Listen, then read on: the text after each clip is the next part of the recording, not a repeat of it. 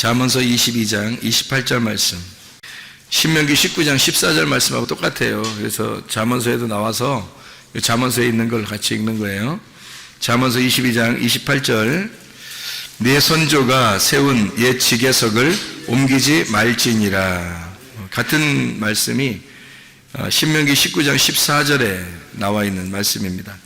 잠언서에 있으니까 그대로 그냥 잠언서를 가지고 잠언서 23장 10절 말씀도 한번 봐요. 옆에 있으니까 잠언서 23장 10절 말씀, 옛 지계석을 옮기지 말며 고아들의 밭을 침범하지 말지어다, 이렇게 되어 있습니다. 근데 고아들이란 말을 하고 그 다음에 지계석을 옮기지 말라는 그런 말을 하는 거 보니까 고아하고 또 연결되는 그런 말 같아요. 그죠? 고아들하고 또 연결되는 말 같아. 그래서 어디가 연결되는 것 같아요? 그 지계석하고 고아하고 왜 연결이 될까? 고아는 어떤 사람을 고아라 그래요? 아버지 없는 사람을 고아라 그래요. 아버지 없으면 아무래도 불편할까요? 안 불편할까요? 불편하죠. 주눅 들어있고 불편하고. 또 남편 없는 사람을 뭐라 그래요? 과부라 그래요. 그러니까 고아하고 이렇게 짝을 이루어서 자꾸 나오는 단어들이 뭐뭐예요. 성경에서는 과부하고 나그네. 그래서 세 개가 3종 세트예요. 그러니까 고아, 과부, 나그네, 여기 세 개가 3종 세트로 이렇게 많이 나와요. 성경에서는 나그네는 집 없는 사람을 말하는 거고, 그리고 고아는 아버지 없는 사람을 말하고, 과부는 남편 없는 사람을 말해서 하나님은 이런 사람들을 이제 만나시려고 하는 거죠. 하나님이 이런 사람들에게 집 없으면 집 준다 그러고, 고아 아버지 없으면 아버지 준다 그러고, 아버지가 하나님 되신다 그러고, 그리고 이제 남편 없는 사람에게는 내가 너의 신랑이 되겠다, 이제 그런 이야기를 하게 되죠. 그래서 주님은 이렇게 3종 세트를 충분하게 채워주시는 분이, 이제 주님이 다 채워주시는 게 뭐냐면 나그네한테 내가 집이 되겠다 그러는 거예요. 내가 하나님의 집이 되겠다, 너는 하나님의 집으로 와라, 하나님의 집으로 초청하는 거죠. 나그네를. 고아는 아버지, 내가 아버지 되겠다 그런 얘기고, 또 과부한테는 내가 신랑 되겠다, 이제 그런 얘기를 하는 거죠.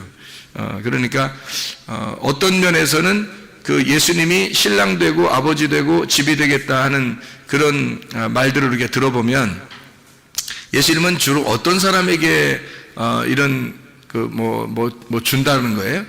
뭐 누구에게 이런 긍휼을 베풀고 사랑하고 자비를 베풀고 이러죠? 예, 없는 사람. 그러니까 뭐가 없는 사람, 뭐가 결핍되고 없는 사람이에요. 그러니까 아버지가 없거나 남편이 없거나 집이 없거나 뭐 이런 사람들에게, 그러니까 이 세상에서는 어떤 사람이에요?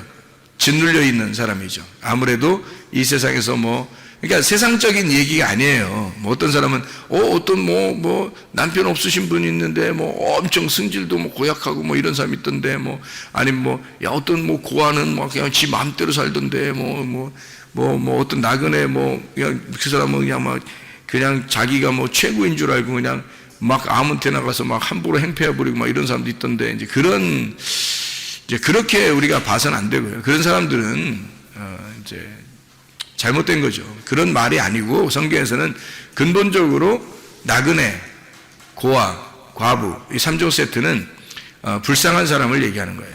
그러니까 비천하고 불쌍하고 없는 사람, 뭔가 이렇게 없는 사람, 이런 사람들에게 하나님은 자기가 그걸 채워주겠다, 내가 만나주겠다, 이제 그런 이야기를 하시는 거죠. 주님께서 말씀하시는 얘기들입니다. 그래서 땅 없는 나그네에게 땅을 주겠다, 또 남편 없는 자에게 내가 남편 되겠다, 아버지 없는 자에게 내가 아버지가 되겠다 하는 그런 말씀들이 이제 성경에서는 이게 처음부터 끝에까지가 사실은 그런 내용이에요. 그래서 이 3종 세트를 주로 이제 많이 주님께서도 사용하시고, 또 구약에서도 이런 사람들만큼은 너희들이 함부로 대하지 마라, 이제 이런 이야기들을 이제 하는 거죠. 그게 성경에 나와 있는 그 핵심적인 얘기이기 때문에 그래요. 그 복음이기 때문에. 그 복음은 정말로 없고 비천하고 가난하고 억눌린 사람들에게 오는 것이 복음이기 때문에 그 복음을 잘 설명을 해야 되니까 그래서 이런 사람들을 함부로 대하지 말라고 원래부터 하나님께서 이렇게 말씀을 많이 하신단 말이에요. 성경에 이제 어떤 사람이 땅을 기업으로 받아요? 네, 마태복음 5장의 5절의 말씀에 보면 어떤 사람이 땅을 기업으로 받아요? 온유한 사람이 땅을 기업으로 받아요. 그럼 온유한 사람은, 어떤 사람은 온유하다 그래요? 뭘 온유하다 그러는 거예요? 온유하다 그러면 우리 말로 말하면 뭐 조용하고, 그죠? 조용하고 착하고 뭐 이런 사람들은 땅을 많이 차지하게 될 것이다. 그럼 이제 땅이라고 하는 게 이제 부동산을 이야기하는, 그렇게 생각하면 이제 착하고 선량하고 조용한 사람들은 이제 부동산을 많이 차지하게 될 것이다. 이런 생각들을 많이 하거든요. 근데 아니란 말이에요. 그런, 성경에서 그런 얘기를 솔직히 하겠어요? 그렇게 뭐 근데 조용하고 착하고 이런 사람들은 뭐 사기도 많이 당하고 뭐 땅이 있긴 뭐 땅이 뭘 써요. 한 점 부끄럼 없이 살죠. 한 점 부끄럼 없이, 땅 한 점 없이 사는 사람들이 상당히 많지. 그 온유한 사람들은 막 이렇게 뭔가 막 고집도 세고 다른 사람들을 막 이렇게 억지로라도 해서라도 자기 거를 챙기려고 하는 자기 욕심을 많이 가진 사람들이 아무래도 땅도 많고 이 세상에서 그래도 많이 차지하게 되죠. 그러니까 성경에서 말하는 것들은 뭔가 좀 다른 얘기들이죠. 온유한 사람이 땅을 얻는다는 말은, 온유한 사람을 성경에서는 뭐라 그래요? 온유한 사람을 성경에서는, 온유한 사람이 어떻게 되는데, 뭐 어떤 사람이 온유한 사람이라는 거예요? 복받은 사람이 온유한 사람이라는 거예요. 그러니까 복받은 사람이 온유한 사람이라는 거고, 온유한 사람은 복받았다 그러는 거예요. 심령이 가난한 사람은 복받았다 그러죠. 복받은 사람은 심령이 가난해진다는 거 아니야. 그럼 애통하는 사람은, 애통하는 사람이 복받았다고 복받은 사람이 애통한대요. 그러면 우리가 지금 생각하는 거하고 전혀 틀린 얘기죠. 그렇죠? 그러니까 심령이 가난하다는 얘기도, 심령이 가난해진다면 복받은 사람이고, 복받은 사람은 반드시 심령이 가난해진다라는 얘기예요. 심령이 가난하다는 얘기는 우리가 말씀 많이 나눠서 알지만 영적으로 가난한 걸 말하는 거예요. 영적으로 막 이렇게 영적인 걸 구하는 거예요. 영적인 건 생명을 말하고 말씀을 말하니까 그 영적인 생명과 말씀, 하늘나라의 것을 요구하고 그것을 차지하려고 하는 그런 사람이에요. 이 땅의 것을 요구하는 게 아닙니다.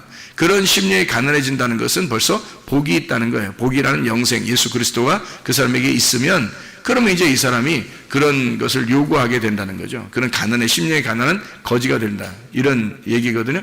진짜 거지예요, 거지. 심령이 가난하다는 말은 진짜 영이 거지가 됐다, 이런 의미예요. 영적으로 그것을 거지처럼 막 구한다, 그런 의미거든요.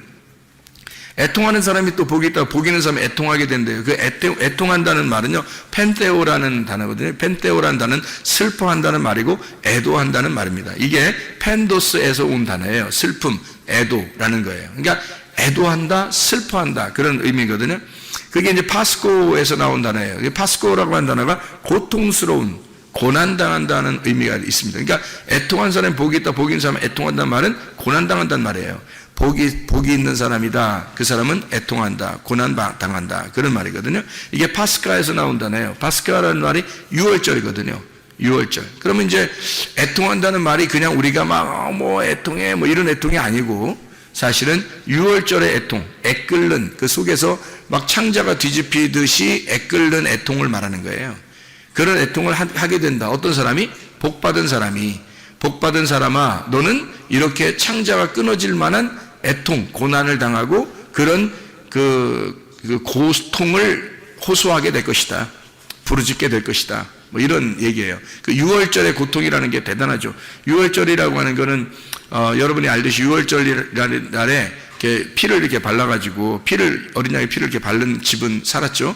근데 그렇지 않은 집들은 다 어떻게 했어요? 막 장자가 죽은 것에 대한 울음이 그 온 애굽 땅을 갖다 다 이렇게 울음바다가 됐단 말이에요. 그러니까 이게 장자가 죽었다는 말은 첫째 아들이 죽었다는 얘기인데, 그 집의 첫째 아들이 죽은 것에 대한 그 속에 창자의 그 애끓는 창자의 그 뭐 이렇게 호소, 애통, 그런 슬픔이거든요. 그 사람 아들 죽어서 나오는 슬픔이에요. 그런 슬픔이 온 바다를, 온 애굽 땅을 이렇게 적시듯이 그렇게 눈물을 흘린 그런 슬픔이 애통한다는 얘기인데, 복받은 사람들아, 너희들은 이렇게 될 것이다, 이런 얘기거든요. 이게 말이 안 맞죠. 이 땅에 있는 걸로 말하면 말이 안 맞는 얘기예요. 그러니까 이게 6월절 어린 양의 피로 구원속받지 못한 사람들, 장자의 죽음 가진 사람들은 어떤 죽음을 얘기하는 거예요? 장자의 죽음이라는 건 첫째 아들의 죽음을 말하는 거예요. 첫째 아들의 죽음이라고 하는 것은 누구를 얘기하면 인류의 첫째 아들이 누구예요? 아담이거든요. 아담의 죽음을, 그러니까 다시 말하면 나의 죽음을 얘기하는 거예요. 내가 죽고 그리스도가 부활하는 거. 그래서 내가 죽어야 그리스도가 부활하는 거예요.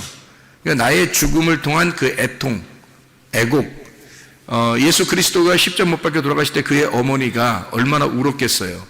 그 울고 그렇게 그 슬퍼하던 그 예수님을 이렇게 잉태하고 출산하고요, 마리아가. 그리고서 그 예루살렘에 가서 예언자를 만나고 그러잖아요. 그럴 때 이제 뭐라 그래요? 당신은 이 아이 때문에 굉장히 애통하게 될 것이다. 이제 그런 이야기도 듣고 그러죠, 그죠? 그러니까 이 아이 때문에 애곡하게 될 것이다. 장자의 애곡입니다. 장자의 죽음에 의한 애곡. 예수님이 마리아의 그 자녀들 중에서 첫 번째 아들이에요. 그렇죠? 장자입니다. 예수님이요. 그 나머지 이제 동생들이 또 태어났는데 예수님이 첫 번째 아들이에요. 그러니까 그 장자의 죽음에 대한 것은 바로 6월절 날 애굽에서 장자의 죽음이 누구의 죽음을 얘기하는 거겠어요? 그러니까 예수의 죽음을 얘기하는 거죠. 예수가 죽을 때 그의 어머니가 애통하는 그 애통을 생각해 보라고. 그 애통이 있는 것은 복 받은 사람만 그렇게 할 수 있다는 거예요. 그 희한한 얘기죠, 그죠? 성경에서. 그러니까 그 애국이라는 애통이 어떤 의미냐면 첫째 아들이 죽는 의미. 그러니까 예수가 이 땅에 죽는 의미를 얘기하는 거거든요. 첫째 아들로 와서, 첫째 아담으로 와서 두 번째 아담이 오셔서 죽으시는 거거든요. 그 죽음을 갖다가 이제 이야기할 때 애통한다. 그게 복받은 사람들은 애곡하게 될 것이다. 애통하게 될 것이다. 그게 이제 파스카, 6월절에 대한 이야기를 설명하는 것이다. 그런 애통이에요. 그러니까 이 애통은 육체적인 이런 그 슬픔의 애통이 아니고 영적인 애통을 말하는 거예요. 영적인 애통. 그러니까 자기가 죽는, 그러니까 장자의 죽음, 그러니까 나의 죽음을 예수 그리스도와 예수 그리스도의 십자가의 죽음으로 정확하게 깨달은 사람들의 그 애통, 이것은 복받은 사람이 그걸 가능하다는 얘기고, 이렇게 된다면 이게 복받은 사람이다, 이런 얘기예요. 그래서 복받은 사람은 애통하게 된다. 그런 6월절의 죽음을 정확히 진리를 깨닫고 그 진리 안에서 그가 나의 죽음을 기억하고 울 수 있는 자, 애통하는 자, 슬퍼하는 자, 이런 것을 의미하는 얘기가 되겠어요. 그런 사람들을 위로한대요. 위로. 그러니까 애통하는 자는 위로한다 그러잖아요. 그죠? 마태복음 5장에 보면 4절에 애통하는 자는 위로를 받는다 그래요. 복있는 사람은 애통하게 되고 애통하는 자는 위로를 받게 된다 할 때 그 위로가 파라칼레오라는 단어인데, 이 파라칼레오라는 말은요, 가까이서 초청한다는 단어예요. 가까이서 초청한다. 그러면 가까이 초청한다니까 이게 하나가 된다는 얘기죠. 가까이서 함께 있는다는 얘기거든요. 가까이 초청한다. 초청한다는 게 뭐였어요? 하나님이 우리를 초청하신다면, 하나님이 우리를 초청하신다면 뭐겠어요? 여러분을 교회에 오게 할 때 하나님이 여러분을 초청하셨죠? 하나님이 여러분을 초대한 겁니다. 이게 바로 위로라는 거예요. 파라칼레오. 예배한다는 말입니다. 그러니까 함께 하나님이 우리를 위로하는 방법은 어떤 위로냐면, 애통하는 자, 애곡하는 자, 자기와 그리스도가 함께 죽어야 되는 그 자리를 깨닫고 그 진리를 파악하는 자, 그 슬픔이 있는 자를 하나님은 자기의 자리로 초청한다는 거예요. 위로한다는 겁니다. 그게 위로라는 거예요. 단어예요. 파라칼레오. 그러니까 초청해서 예배하게 한다는 겁니다. 이렇게 와서 하나님의 초청을 받고 여러분 와서 예배를 드리면, 이 예배 드리는 여러분은 지금 위로받고 있는 거예요. 여러분은 지금 하나님의 위로가 여러분에게 있는 것입니다. 복 받은 사람은 애통하게 되고 애통하는 사람은 위로를 받고 있는 거야. 지금 여러분이 여기 왔다는 자체가 위로받고 있는 거랍니까? 놀라운 거죠. 그러니까 이게 마태복음 5장에 5절에 보면 온유한 자는 복이 있나니 온유한 자는 복이 있는 땅을 기업으로 받을 것이며 그러죠. 복 있는 사람은 온유해지나니 그 온유한 사람은 땅을 기업으로 받을 것이다. 뭐 이런 얘기가 써 있어요. 그 온유한 사람이라는 게 이게 프라우스라는 단어입니다. 이 온유한 자라는 단어, 겸손한 자라는 말하고 같은 비슷한 단어인데요. 이 온유하다는, 이 온유한 자라는 프라우스라는 단어는 프로시케에서 나온 단어인데, 이게 기도, 예배라고 하는 단어예요. 이게 프로시크마이에서 온 단어인데, 기도하다, 간청한다는 말입니다. 그러면 이제 어떻게 간청하는 걸 얘기하는 거냐면, 이게 거지가 돼서 간청하는 걸 말하는 거예요. 심령이 가난한 자가 거지가 돼서 그 영적인 것을 구하는데 간구하는 거 있잖아요. 예. 그런 간구를 말하는 거예요. 그게 온유라는 겁니다. 온유. 그러니까 우리가 말하는 온화하다, 조용하다, 분위기 있다, 사람이 착하게 보인다, 이런 의미가 아니고요. 정말 간절하게 거지가 돼서 구하는 그런 자를 온유하다 그래요. 그러니까 성경에서 말하는 온유는 복 받은 사람만 가능한 거고, 이렇게 온유하면 복을 받는다는 얘기예요. 그래서 땅을 기업으로 받는다, 그렇게 말하는 거거든요. 땅을 준다는 얘기입니다. 그러면 땅을 준다, 왜 땅을 준다고 그럴까, 그럼? 왜 땅을 준다 그래? 온유한 사람에게? 그럼 온유한 사람하고 땅하고 무슨 연관이 있다는 얘기 아니에요, 그죠?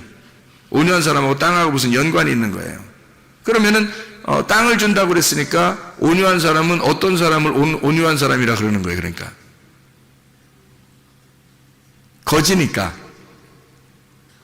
가난하니까, 거지니까, 뭐가 없으니까 땅을 준다는 거야. 땅이 없으니까 땅 준다는 거야. 땅 없는 자, 집 없는 자, 땅 없는 자, 그걸 온유한 사람이라고 그러는 거예요. 그럼 이 땅을 얘기하는 걸까요? 아니면은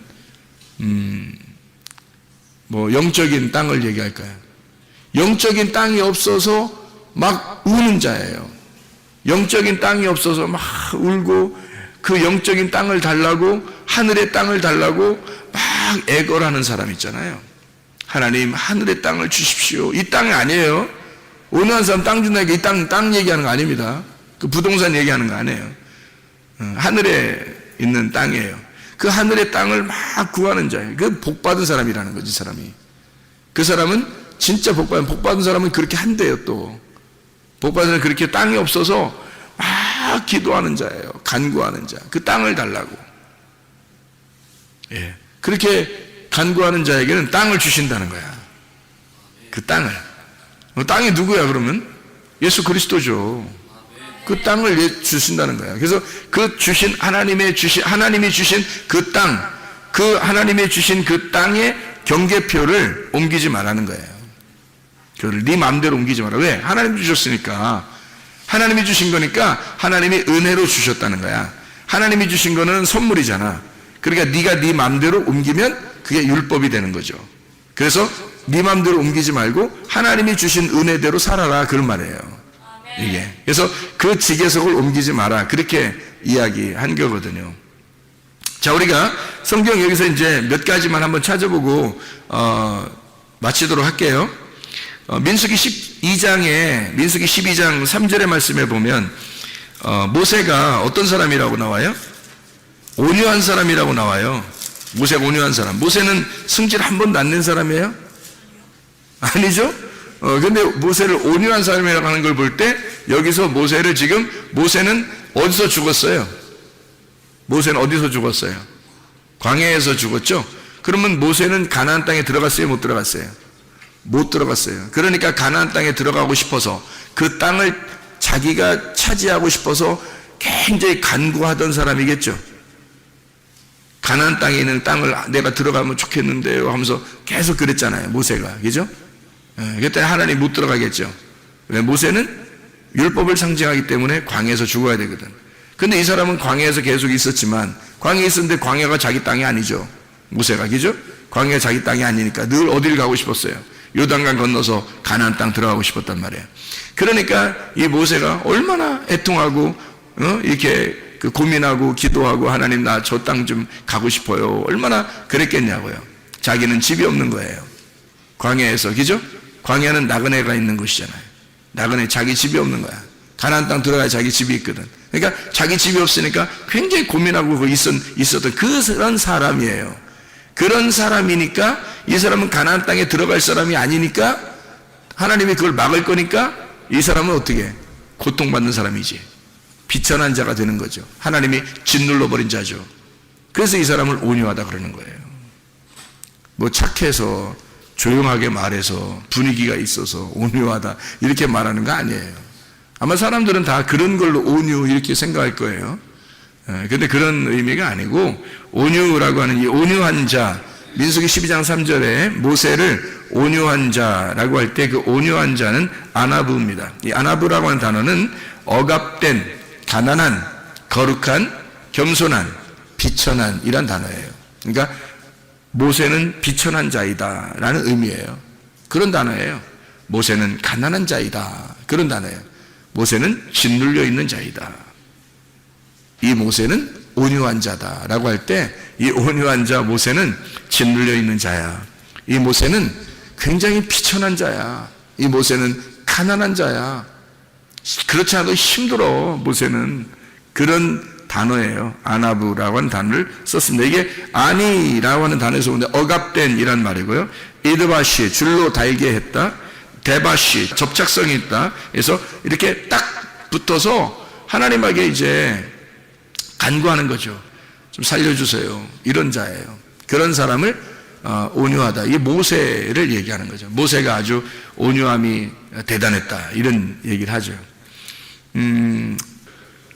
시편 34편 6절, 이 곤고한 자가 부르짖음에 여호와께서 들으시고 그의 모든 환난에서 구원하셨도다. 곤고한 자, 이 곤고한 자도 아나브입니다. 이게 억압된, 가난한, 거룩한, 겸손한 이런 사람이 부르짖으면 하나님이 응답하신다, 그런 말이고요. 37장 11절 말씀 보면요, 37장 11절, 그러나 온유한 자들은 땅을 차지하며 풍성한 화평으로 즐거워하리로다. 온유한 자가 땅을 차지하며 라는 말이 어디 나오죠? 신약에서 마태복음 5장 5절에 나와 있는 말이 여기에 있는 말을 그대로 썼겠죠. 그죠? 그 온유한 자. 그래서 온유한 자, 이게 아나브, 억압된, 가난한, 거룩한, 겸손한, 비천한 자, 땅을 차지하게 된다. 풍성한 화평으로 즐거워하리로다. 이런 말씀을 하고 있죠. 시편 119편 71절의 말씀에 보면요, 시편 119편 71절에 보면 고난을 당하면 유익하다 그렇게 이야기하거든요. 고난당한 것이 내게 유익이라 이로 말미암아 내가 주의 율례들을 배우게 되었나이다. 하나님의 말씀들을 배우게 되었다고 그러는데, 그 고난을 통해서, 그 고난이라고 하는 게 아나입니다. 보고 있다는 말이고, 위협하고 있다, 누르다, 괴롭히다, 훈련하다라는 말입니다. 그러니까 하나님은 이 고난이 그냥 이렇게 어려움 주고서 없애버리려고 하는 고난이 아니라 사실은 훈련을 목적으로 하는 거예요. 훈련해서 짓눌러 버리는 거죠. 이 사람을 괴롭혀서 훈련하는 거예요. 하나님이 그걸 만들어내시는 걸 시편 119편 70일. 그러니까 그게 이제 하나님의 말씀을 배우게 되는 기회가 되었다, 그런 이야기가 되겠습니다. 한마디로 말하면 온유한 자는 어떤 사람이에요? 이 땅에서 땅을 잃어버린 자죠. 땅을 잃어버린 자. 이 사람들이니까 하나님 앞에 간구하게 되고 애통하게 되고, 하나님 땅을 주십시오라고 간청하니까 하나님께서 그런 사람들에게 땅을 주시겠다, 이렇게 이야기하는 것이 되는 거죠. 그러니까 모세를 생각하면 딱 이해가 되겠죠. 모세를 생각하면 모세가 온유한 사람의 대표였는데, 그 모세라는 사람이 어떤 사람이었는가 봤더니 광야에서 가나안 땅을 들어가고 싶어하는, 그 땅을 차지하고 싶어하는 그 애통함이 있었던 사람이었구나. 그랬더니 그를 온유하다고 하나님이 인정하시더라. 그래서 그 사람에게 주신 땅이 어디겠어요? 하늘나라 땅이죠. 그래서 이 땅에서 죽음을 죽었을 때 그 시체를 찾아보지 못했다 그랬죠. 그죠? 땅에 시체가 있지 않고 그를 하늘로 옮겼다. 이제 이런 이야기를 이제 이야기하는 거죠. 그런 온유함이라고 하는 것은 이런 의미가 있어요. 이 땅에서 가장 자기를 온유하다라고 이렇게 표현했던 분이 계신데 누구예요? 예수님이죠. 예수님이 마태복음 11장 28절부터 30절까지 말씀에 뭐라고 그러죠? 예수님이 나는 온유하고 겸손하니 멍에를 메고 와서 배워라. 주님의 멍에는 쉽고 짐은 가볍다. 이제 그런 이야기를 하잖아요. 그죠? 그래서 거기서 그 온유하다는 게 프라우스, 온유한, 겸손한이라는 말이고요.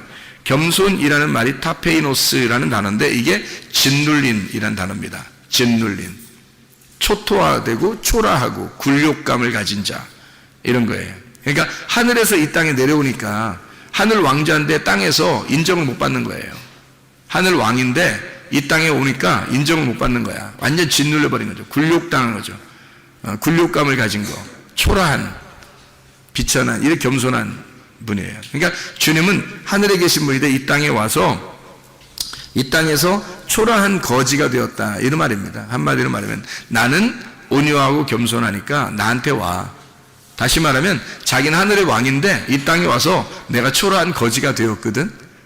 그러니까 애통하는 자들아 다 내게로 와. 힘들고 수고하는 자들아 다 내게로 와. 주님이 그렇게 말씀하시는 거죠. 왜냐하면 주님이 이 땅에 와서 내가 대표적으로 초라하고 가난한 거지가 되었으니까 내게 와. 나는 하늘의 왕이야. 그러니까 이 땅에서 내가 너희들에게 줄 수 없지만 하늘에 있는 것들을 채워줄 거야. 하늘에 있는 것들을 너희들에게 줄 거다. 그러니까 땅에서 거지된 자들아, 나그네들아, 고아와 과부들아, 소경된 자들아 다 내게로 와라. 수고하는 자들아, 율법에 의해서 치여있고 율법에 의해서 죽으려고 하는 자들아 다 내게로 와라. 내가 너를 쉬게 하겠다. 무슨 쉼이에요? 땅의 쉼이 아니라 하늘의 안식을 주겠다. 내가 하늘의 왕이거든. 이 땅에 와서 나도 너랑 똑같이 초라해지고 너랑 똑같이 굴욕당하고 너랑 똑같이 내가 가난해졌어. 나도 거지야. 그러니까 이게 너와 나는 똑같잖아. 같은 거지니까, 같은 소경이니까, 같은 환자니까, 같은 병자니까. 그러니까 너랑 나랑 내가 같은 마음을 가지고 있어. 그러니까 하늘나라에 있는 것들을, 내가 하늘의 의사야. 하늘의 의사니까 하늘의 의사가 와가지고 병든 자를 고쳐주려고 왔으니까. 근데 내가 네 마음을 모르면 의사는 의사고 환자는 환자잖아. 근데 예수님 오신 것은 환자로 오시는 거예요. 자기가 환자로 오시는 거예요. 그리고 하늘의 의사라는 거지 땅의 의사 아니잖아요. 땅의 것을 갖다 고쳐주려고 하는 거 아니잖아요. 물론 고쳤어요. 뭐 병도 고치고 소경도 뭐 눈뜨게 하고 그래. 근데 그게 사실은 하늘에 있는 영적인 이야기들을 갖다 설명하려고 고치신 거잖아요. 그죠? 그러니까 눈을 뜨게 해준 것도 이 땅에서 성경을 모르는 자들에게, 또 귀를 열어준 것도 이 땅에서 성경을 깨닫지 못하는 자들에게 하늘에 있는 진리를 깨닫게 해주고 하늘의 진리를 알려주려고 귀를 열어주고 눈도 열어주고 그러는 거 아니에요. 주님께서. 그러니까 땅의 것을 치료하는 의사가 아니고, 잘 생각하세요. 하늘에 있는 것을 하늘에 있는 영적 세계의 치료를, 그 회복을 시켜주러 오신 분이 예수님이라는 거죠. 그럼 이 땅에 오셨을 때는 가난한 거지처럼 비천하고 초라하고 거지처럼 이렇게 굴욕당하는 그런 분으로 계시다, 이런 얘기예요. 내가 그런 자야. 내가 온유하고 나는 겸손한 자야. 나 짓눌렸어. 나 굴욕당했어. 나 초라한 거지야. 이제 그런 이야기를 해주고 있는 말씀입니다. 그러니까 하나님이 우리에게 주신 땅들이 있어요. 그건 뭐겠어요? 그러니까 은혜죠. 은혜. 우연히 들어간 그 땅, 룻이 우연히 들어간 그 땅이 있어요. 그게 하나님의 은혜였다라는 얘기죠. 그래서 하나님이 주신 땅을 이렇게 그 지계석이라고 그러죠. 하나님이 우리에게 주신 그 지계석이 있어요. 그 지계석을 옮기지 말라는 거야. 네 함부로. 왜냐하면 네 마음대로 하지 말라는 거야. 하나님의 것을 하나님의 것으로 그냥 두라는 거죠. 하나님이 너에게 주시는 환경을, 하나님이 너에게 주신 그 말씀을 그대로 두라는 거야. 하나님이 깨닫게 해주실 때. 그래서 하나님이 너에게 깨닫게 해준, 이게 지계석이라고 하는 건 이렇게 집을 이렇게 놓을 때 있잖아요. 땅을 이렇게 놓을 때 그 모서리 이렇게 표시를 해놓는 거예요. 표시. 그러니까 표식입니다. 이렇게. 그러면 이제 요 안에 있는 건 내 땅이 되는 거고 저 밖에 있는 남의 땅이 되는 거거든요. 그러면 그 지계석을 이렇게 밖으로 이렇게 옮기면요, 그럼 내 땅이 더 넓어지는 거죠. 그러니까 지계석을 옮기지 마라라고 얘기한 건 밖으로 옮기지 마라 그 말이지, 그 지계석을 안으로 옮기지 마라 뭐 이런 얘기했어? 어떤 바보가 자기 지계석을 안으로 옮기겠어? 땅이 이만큼 있어. 이렇게 네모나게 이렇게 해서 여기 네모나게 4개 지계석을 놨다고 생각해봐. 이렇게 표시를 놨어. 돌 같은 거로, 나무 같은 거로 이렇게 4개를 놨는데 지계석을 옮기지 말아야 된다 그랬는데 옮긴다고 해서 이걸 갖다 안쪽으로 이렇게 갖다 이렇게 집어넣어놨어. 그럼 땅이 더 좁아지지. 자기 땅이 또 더 옮기고 싶어서 더 옮겼어. 그러면 또 땅이 더 좁아지지. 이거를 밖으로 옮겨야지. 옮긴다면 밖으로 옮기려면 이 사람이 밖으로 이렇게 1cm씩 11을 옮기면 10cm가 옮겨지는 거예요. 양쪽으로 10cm씩 옮기면 20cm가 옮겨진 거예요. 하루에 1cm씩만 옮겨도. 그러면 이제 이게 1년이 되면, 한 달 동안 옮기면 어마어마한 거죠. 그죠? 이 하루에 1cm씩 옮기면 10일이면 10cm, 30일이면 한 달이면요. 30cm가 넓어지는 거예요. 그럼 이쪽도 30cm가 넓어지니까 60cm를 벌어들이는 거지. 이렇게 땅을 더 크게 하는 거죠. 이렇게. 그러면 네가 옮긴 거잖아. 이렇게. 네가. 그런 짓들 하지 말라는 거예요. 그러면 상대적으로 그 이웃의 땅은 어떻게? 좁아지겠죠? 이웃의 땅이 좁아지는 거예요. 내게 주어진 은혜를, 내 거 풍부하다고 해서 내 거를 갖다가 이게 밖으로 더 많아지려고 이렇게 옮기잖아요. 그럼 그걸 뭐라고 그러냐면 탐심이라고 그러는 겁니다. 탐심이라고. 그러니까 탐심을 부리지 말라는 거지. 이게 옮기면 더 넓어지잖아. 그러니까 탐심이죠. 그래서 그걸 탐심이라, 육신의 정욕, 안목의 정욕, 이생의 자랑, 먹음직 보암직 탐스럽게 하는 거. 그게 이제 탐심은 우상숭배. 그래서 그걸 뭐라고? 선악과. 그러니까 이것을 그렇게 옮긴다면 선악과. 그럼 선악과는 뭐를 갖다가 선악과라고 그랬어요? 율법. 그러면 율법이 요거의 어떤 그 표식이라고 했죠? 율법이 요거의 표식. 나를 이 안에서 자유롭게 만드는, 진리를 자유롭게 만드는 그 울타리란 말이에요. 그 율법이란 말이야. 이거를 넘어가지 마라 그 말이야. 이거를 넘지 마라.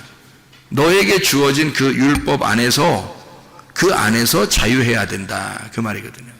이것을 넘어가지 말라는 거지. 그러니까 우리에게 주어진 것들이 있어요. 환경들도 그렇죠. 우리에게 주어진 것들이죠. 나의 아내가 있을 거고 나의 남편이 있을 거란 말이에요. 그죠? 넘어가면 안 되겠죠. 그죠? 나의 자녀가 있을 것이고 나의 부모가 있을 거란 말이에요. 그걸 넘어가지 말라는 거죠. 그죠? 이거를 질서를 파괴하지 말라는 거고, 그리고 내게 주어진 것들을 넘어가지 말라. 뭐 이런 의미도 되겠죠. 그죠? 그런 내게 주어진 근본적인 것은 성경에서는 그 땅이라는 그 말씀을, 그 말씀 안에서 진리를 발견하라는 말이에요. 그 주어진 말씀 안에서 진리를 발견하라. 그래서 이 말씀이 지게석이에요. 이만큼 딱 여기 성경책 보면, 이게 성경책 이렇게 네모나게 생겼잖아요. 이게 책이잖아. 이 성경책 이 자체가 지게석이라고. 이 지게석. 그러면 이 안에서 진리를 발견해야지. 이걸 넘어서서 다른 것으로 진리를 막 깨달으려고 하는 사람들이 있어요. 그죠? 성경책 말고 다른 거로 진리를 깨달으려고 뭐 다른 지식을 막 구하고 이런 사람들도 꽤 있거든요. 그런 진리는 하나님께서 요구하시는 게 아니란 말이에요. 이게 욕심이죠. 자기가 탐심이란 말이에요. 좀 더 나아 보이려고, 다른 사람에게 좀 자기를 자랑해 보려고 하는 그런 거지. 솔직히 말해서 진리는 성경 안에 있습니다. 이 율법이라는 이 성경 안에 이 지게석을 옮기지 마라. 이 지게석 안에 진리가 있다. 이 진리를 요 안에서 발견하라. 그런 말이거든요. 그래서 룻이라는 여자가 보아스를 만날 때, 보아스가 룻한테 뭐라 그래요? 보아스한테 내 밭에서 다른 밭으로 안 가는 게 좋겠다. 그래요. 왜 그러냐면 룻이 그 밭을 들어갈 때 우연히 들어갔어요. 우연히 들어갔다는 말은 자기 뜻대로 자기가 생각해서 저기로 들어가야지 하고 자기가 막 이렇게 연구해서 찾아가지고 저긴 보아스야, 그러니까 내가 가서 보아스하고 만나야지 이러면서 들어간 이런 게 아니란 말이에요. 그냥 우연히 이삭을 주스러 들어갔는데 그 밭이 보아스 밭이었던 거예요. 그러니까 이건 하나님이 주신 땅이죠. 하나님이 우연히 은혜로 주신 땅이지 자기가 선택한 땅이 아니란 말이에요. 자기가 선택한 땅이 아니라 하나님이 주신 땅이란 말이에요. 이 세상에 여러분 살아가는 동안에 내 계획대로 내 뜻대로 막 결정하려고 하는 사람들도 있죠. 근데 그럴 때가 많이 있죠. 근데 내 뜻대로 내 생각대로 잘 안 될 때가 많죠. 왜냐면 주변에 있는 것들이 나를 통제하는 거죠. 그게 지게석이란 말이에요. 나를 통제한다는 거죠. 그래서 딱 이렇게 이렇게 막아준다는 거죠. 이렇게. 그 안에서 진리를 발견하라는 거예요. 그 안에서 충분히. 그러니까 우리 교회라는 이 지게석이 이렇게 딱 있단 말이에요. 이렇게. 그럼 이걸 갖다가 여러분이 아유 교회 난 무시해, 교회는 아무것도 아니야, 교회 세상의 교회는 다 똑같지, 그러면서 자기 교회를 무시하고 막 아무데나 막 교회 이렇게 이러면 이 사람은 진짜 진리 깨닫지 못합니다. 쉽지 않아요. 왜냐하면 이게 교만한 거거든요. 탐심이에요. 욕심이라고. 그러니까 하나님이 주어진 이 은혜라고 하는 이 진리를 여기 하나님의 그 지계석 안에서, 율법 안에서, 교회 안에서 충분히 깨달을 수 있어요. 보아스의 밭 안에서 충분히 이삭을 주실 수 있단 말이에요. 충분히 이삭을 주시면서 먹고 살았어요. 그런데 보아스를 만난 거예요. 거기서 그 밭에서 만난 거예요. 그리고 보아스는 그 밭을 떠나지 말라고 했던 거고, 그게 무슨 일인지 아시겠죠? 하나님이 주신 그 지계석을, 하나님이 주신 그 땅을, 그 은혜를, 우연히 주신 너에게 준 그거를 옮기지 마라 이거야. 네 마음대로. 그런 얘기가 되는 거죠. 그러니까 하나님이 그 주신 땅, 원래는 나오미서죠. 나오미서. 룻기서가 나오미서인데, 이 나오미라고 하는 여자가 원래 베들레헴에 살았었죠. 베들레헴에 살고 있다가 어디로 갔어요? 모압으로 갔어요. 모압으로 갔는데 남편, 아들 2명 다 잃어버렸어요. 그러니까 자기는 모압에서 살고 있었을 때, 그 살고 있을 때 어떻게 잘 살았는지 모르겠지만 하여튼 다 잃어버린 거예요. 다 잃어버리니까 이 마음이 어떻게 됐겠어? 이 마음이 고통스럽죠. 짓눌려 있죠. 가난하죠. 거지죠. 완전히 피폐해졌죠. 이 사람이. 그러니까 어떤 사람이 됐겠어요? 온유한 사람이 되는 거죠. 그런 사람이. 그러니까 룻도 마찬가지로, 룻도 남편 잃어버리고 모압이라는 땅을 잃어버리고 어디로 온 거예요? 베들레헴으로 베들레헴으로 오는 거죠. 나오미가 원래 베들레헴에 살았었는데 모압에 갔다가 다 잃어버리고 다시 베들레헴을 올 때는 이게 생명의 떡의 집이 되는 거예요. 그러니까 이게 처음에는 베들레헴을 버리고 탕자처럼 갔단 말이야. 탕자처럼 갔는데 모압이라는 땅에서 다 잃어버리고 다시 돌아올 때는 새로운 땅이 된 거죠. 베들레헴이. 옛날의 베들레헴이 아닌 거야, 자기가. 탕자도 마찬가지죠. 탕자도 처음에 나갈 때는 아버지가 말릴 수도 있었는데 안 말렸잖아요. 안 말리고 이 탕자가 나갈 때는 그냥 나가게 뒀잖아요. 돈도 막 싸주고 이렇게 반 잘라서 이렇게 다 나눠주고 이렇게 갔단 말이에요. 갔다가 다 잃어버리고 돼지랑 같이 먹다가 돌아오게 될 때는 어떻게 해요? 아버지, 나 종으로 하나 써줘도 되겠는데요. 이렇게 얘기해요. 얼마나 가난해진 겁니까? 그죠? 얼마나 비천해졌어요. 굴욕당한 거죠. 자기의 굴욕감. 그래도 견디고 먹고만 살면 좋겠습니다 하는 하나님의 이 아버지의 양식만 있으면 내가 좋겠습니다. 나머지 다 필요 없어요. 먹고만, 이 진리의 말씀만 주세요. 그러면 나는 그냥 살겠어요. 아무것도 다 필요 없습니다 라고 이야기했단 말이에요. 그죠? 그렇게 이야기하면서 오니까, 아버지에게 오니까 그 아버지의 땅이 다 아들의 이 탕자의 땅이 돼버린 거예요. 돌아온 탕자. 그러니까 새로운 땅이 된 거죠. 아버지의 집이 새로운 집이 된 거예요. 아버지의 집이 싫어서 나갔는데 나가서 다 잃어버렸죠. 옛날에 아버지 집을 다 잃어버린 겁니다. 자기는. 그리고 다시 돌아올 때는 어떤 집이 된 거예요? 아버지 집이 새로운 집이 된 거예요. 새로운 땅이 됐단 말이에요. 새로운 하늘이 됐다는 거죠.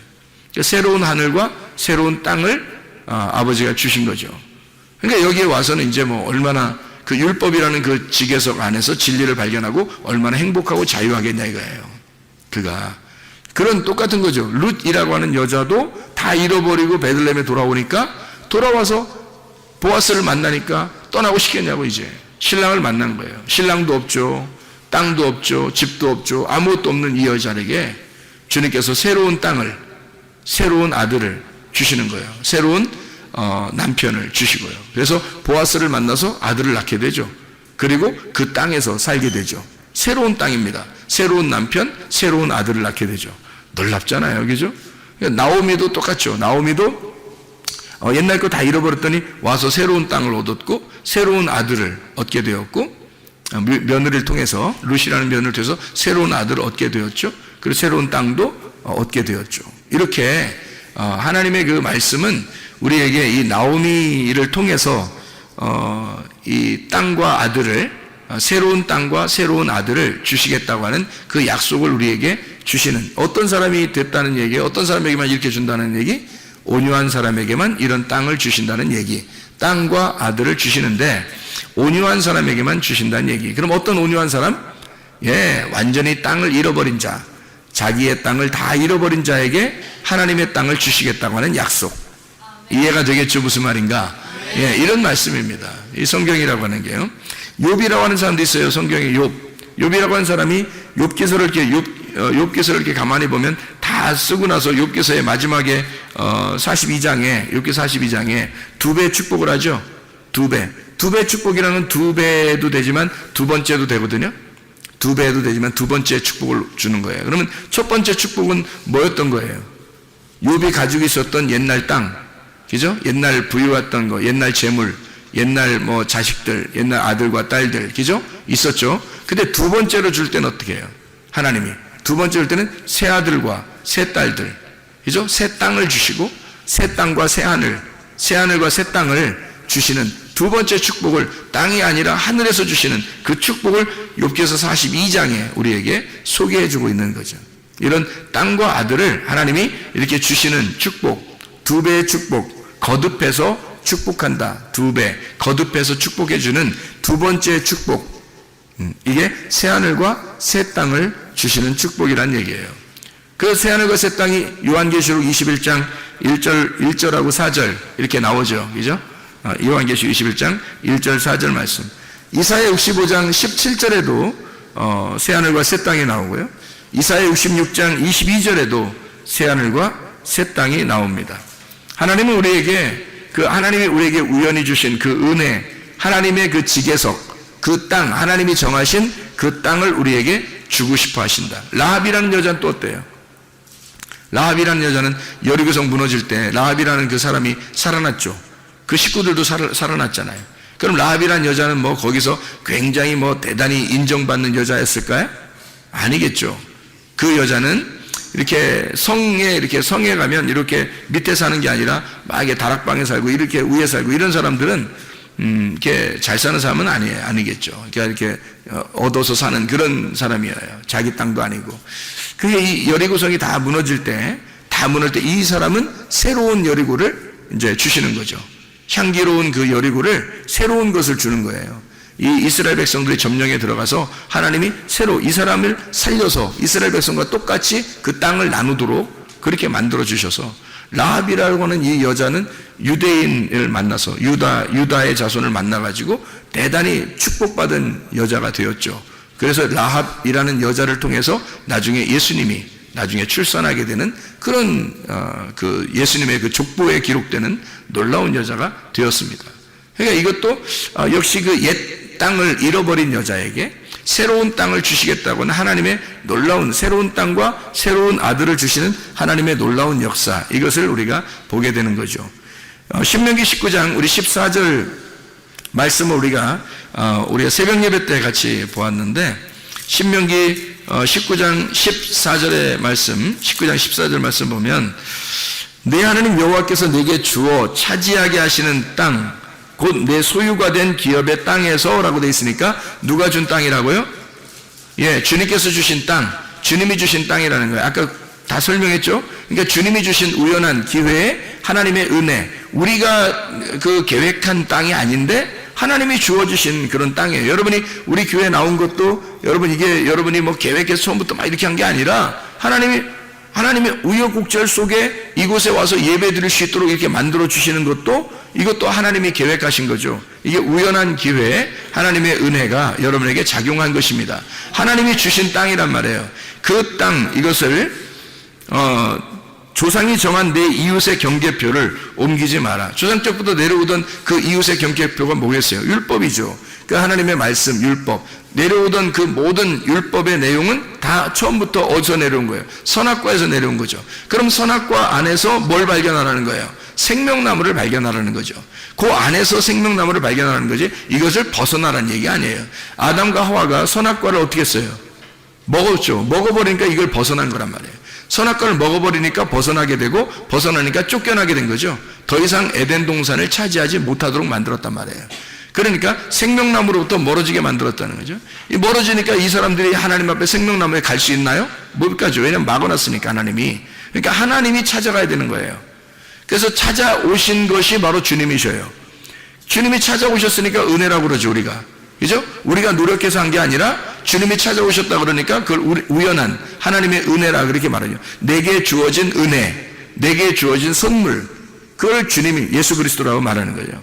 그 예수님이 우리에게 찾아오셔서 그 은혜를 주신 그것을 너는 벗어나지 마라, 이것을 넘어가지 마라, 이런 얘기가 되는 거겠죠. 그러니까 여기 율법이라고 하는 선악과 너의 이웃의 경계표에서 여기에서 벗어나지 말고 이 안에서 진리, 이 안에서 생명의 나무인 진리의 말씀을 깨달아 알아야 된다, 이제 이런 말씀이 되는 거죠.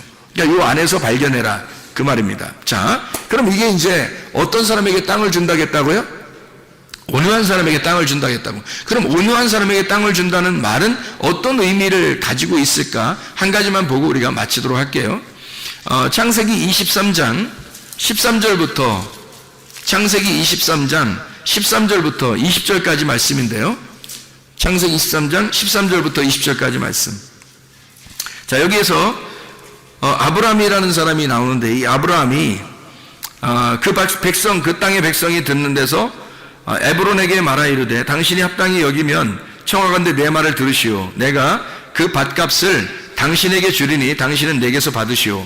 내가 나의 죽은 자를 거기 장사하겠노라. 에브론이 아브라함에게 대답하여 이르되 내 주여 내 말을 들으소서. 땅값은 은 400세겔이지만 그것이 나와 당신 사이에 무슨 문제가 됩니까? 당신의 죽은 자를 장사하소서.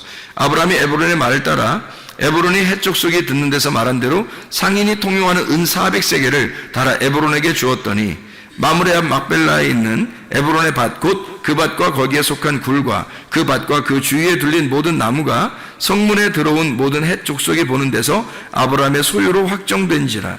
그 후에 아브라함이 그 안에 사라를 가나안 땅 마므레 앞 막벨라 밭 굴에 장사하였더라. 마므레는 곧 헤브론이라. 이와 같이 그 밭과 거기에 속한 굴이 해쪽 속으로부터 아브라함이 매장할 소유지로 확정되었더라, 이렇게 되어 있거든요.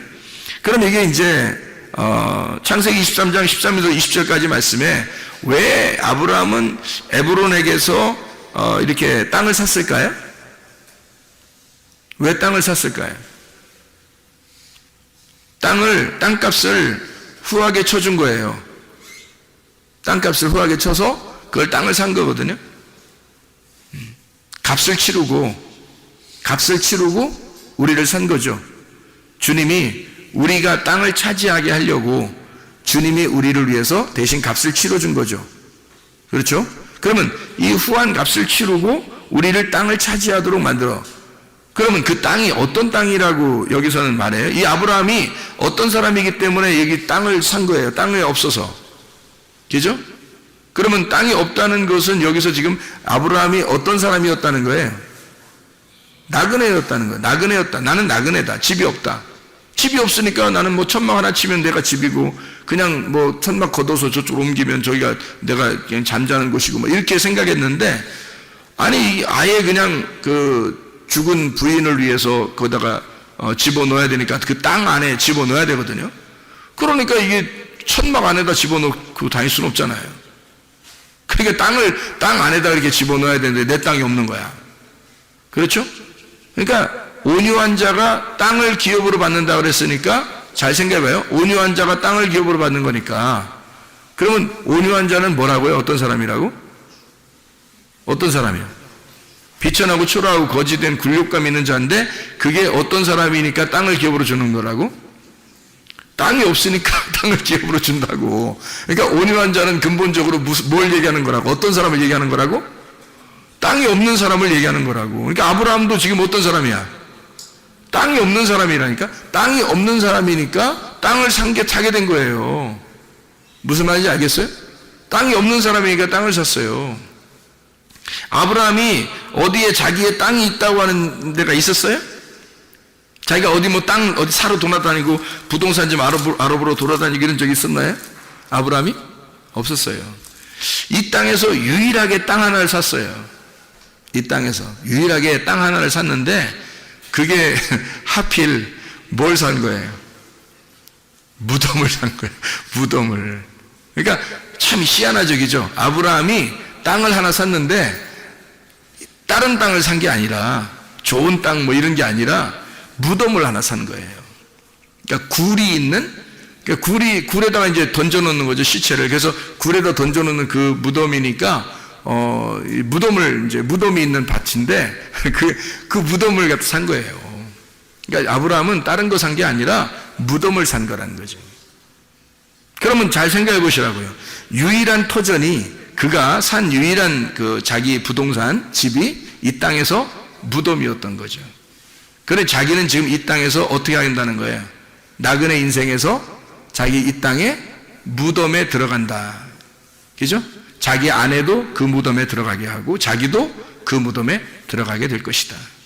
그러니까 유일하게 이 사람이 본토 친척 아비집을 떠나서 다 잃어버렸죠. 아버지도 죽고, 그죠? 다 잃어버리고 왔잖아요, 가나안 땅에. 그러니까 나그네로서 왔죠. 아버지도 없죠, 집도 없죠, 아무것도 없는 사람이에요. 그런 사람을 성경에서는 어떤 사람이라고 그래요? 복 있는 사람은 뭐해 지나니? 온유해 지나니. 이 사람에게는 땅을 기업으로 받는다. 근데 그 땅을, 어떤 땅을 주었다? 예, 헤브론에 있는 막벨라 굴에 있는 무덤을 주었다, 이 말이잖아요. 그죠? 그러니까 하나님이 주시긴 주셨는데 무덤을 주었다. 그것도 비싼 값을 주고, 예수님이 우리의 값을 치러주시고 우리 교회를 구입해서, 주님께서 예수님이 값을 치르고 자기의 목숨이라는 값을 치르고 자기의 생명을 내주고 우리 교회를 샀다 이거죠. 그러면 그 무덤이 어떤 곳이에요? 무덤이라고 하는 것은 어떤 곳이에요? 죽은 사람이 들어가는 곳이죠. 죽은 사람이 들어가서 문을 닫으면 저쪽 무덤 밖에는 어떻게 되는 거예요? 여기서 무덤으로 들어가는 건 죽은 사람이 들어가는 거고, 무덤 저쪽 편에는, 예, 부활해서 가는 편이죠. 그죠? 그러니까 이쪽에서는 무덤, 죽어서 들어가는 곳이고, 무덤 끝에는 부활해서 나가는 곳이란 말이에요. 그걸 무덤이라 그러는 거예요. 성경의 무덤은 죽음과 부활의 장소예요. 그래서 예수님 시체를 무덤에 집어넣고는 문을 닫았죠. 그랬더니 문을 닫았더니 그분이 하나님께서 이 예수를 살리면서 문을 어떻게 해요? 문을 열어버렸죠. 그러니까 무덤에 들어갈 때 죽은 시체로 들어가고 문을 열면서 부활해서 나오는 거란 말이에요. 그러니까 무덤이라고 하는 것은 두 가지를 동시에 가르쳐 준다는 거죠. 어떤 걸 가르쳐 주는 거예요? 죽음과 부활을 갖다가 같이 알려주는 것이 무덤이라는 겁니다. 그러니까 지금 막벨라 굴을 샀다라고 하는, 거기서 구입한 이 비천한 자 아브라함은 아무것도 갖지 못한 초라한 이 굴욕당하는 가난한 거지, 다른 사람들이 볼 때는 집도 아무것도 없는 그런 부모도 없는, 집도 없는, 아무것도 없는 이 아브라함에게 이 온유한 가난한 비천한 이 사람이 땅을 기업으로 하나님이 주셨는데 무덤을 주시더라. 그 무덤이 뭐다? 죽음과 부활을 함께 동시에 간직하고 있는 교회를 말하는 거죠. 그 무덤이. 그러니까 아브라함에게 주신 땅은 교회인 거죠. 교회에 하나님의 아들이 교회를 차지하게 되는 것을 말하는 것입니다. 하나님의 아들이 교회를 차지하게 된다. 이 교회는 아브라함의 입장에서는 옛날에 있었던, 자기가 가나안 땅에 들어오기 전에 가지고 있었던 그런 땅과 그런 집이 아니었죠. 자기가 이제는 자기가 값을 치르고 얻는 새로운 교회, 하나님의 땅이 되었던 거죠. 이게 새 하늘과 새 땅이 된 거죠. 그래서 이 새 하늘과 새 땅을 차지하게 되고, 여기서 자기가 죽어 새 하늘과 새 땅에 들어간다고 하는 그 약속의 언약을 받는, 하나님의 말씀의 언약을 받는 놀라운 장소, 그게 교회입니다. 여러분에게 이런 교회에 여러분 오신 것을 환영합니다. 여러분, 애통하는 자는 위로를 받는다 그래요. 하나님께서 여러분 이곳에서 주님을 만나 예배할 때, 그 예배하러 여러분을 예배하게 하기 위해서 여러분을 초대하신 하나님은 그것이 위로라고 말씀하는 겁니다. 여러분이 이곳에 왔다는 이 자체가 위로인 거예요. 하나님은 여러분을 이곳에 오게 한 것이고, 오게 한 것이 하나님의 위로라는 거예요. 하나님의 위로를 충분히 받으셔야 합니다. 이곳에 오면 하나님의 교회, 우리가 이 땅을 차지하게 하는, 하나님의 아들로 이 땅을 차지하게 해서 진정한 새 하늘과 새 땅이 되는 예루살렘, 새 예루살렘인 교회가 이곳에 세워지는 것입니다. 하나님의 놀라운 집, 하나님의 집, 새로운 하늘과 새로운 땅인 하나님의 교회라는 집, 이 교회를, 이 땅을 주시는 거죠. 어떤 사람에게? 온유한 사람에게. 내 땅이 없는 사람에게, 내 집이 없는 사람에게 이 땅을 주시는 거죠. 하나님은 이 교회가 여러분의 집이 되기를 원하시는 거예요. 기도하겠습니다. 우리 하나님 아버지, 사랑과 은혜를 감사를 드립니다. 우리에게 이런 놀라운 교회를 허락해 주셔서 고맙습니다. 하나님의 말씀이, 그 진리가 끊임없이 흐를 수 있도록 인도해 주셔서 하나님의 뜻대로 살다가 주님 만나게 도와 주시옵소서. 예수 그리스도 존귀하신 이름 받들어 기도 올리옵나이다.